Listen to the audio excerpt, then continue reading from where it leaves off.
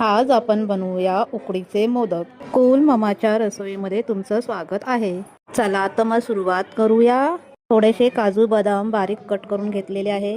आता कढईमध्ये ड्रायफ्रूट घालून थोडेसे भाजून घेऊया। आता कढईत अर्धा चमचा तेल घालून घेऊया।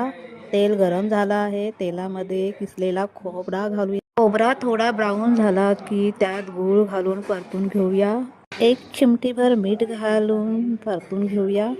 मग ड्रायफ्रूट आणि वेलची पावडर घालून थोडेसे चांगले मिक्स करून घेऊया।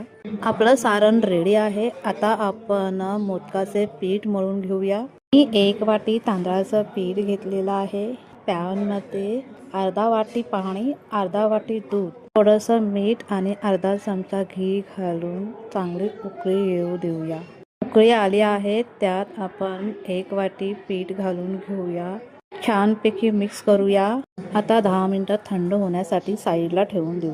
पीठ थंड झालं आहे, त्याला परातीत काढून घेऊया आणि ग्लासच्या सहाय्याने त्याच्या गुठल्या सोडून घेऊया। त्याला थोडं तेल लावून घेतलं आहे। आता हाताने मळून त्याचा चांगला गोळा तयार करून घेऊया। आता एक छोटासा गोळा घेऊया। फुलपाटवर त्याची बारीक पोळीसारखी पोळी लाटूया। आता त्यात सारण भरून त्याला कळ्या पाडून घेऊया आणि मोदक छानपैकी वरून बंद करून घेऊया। आता आपण चाळणीला तेल लावून घेऊया आणि चाळणीत मोदक ठेवूया। पातेल्यामध्ये पाणी गरम करायला ठेवलं होतं, त्यावर मोदकाची चाळणी ठेवून चाळण झाकून ठेवूया। आपले उकडीचे मोदक तयार आहेत। पहा किती छान दिसत आहेत।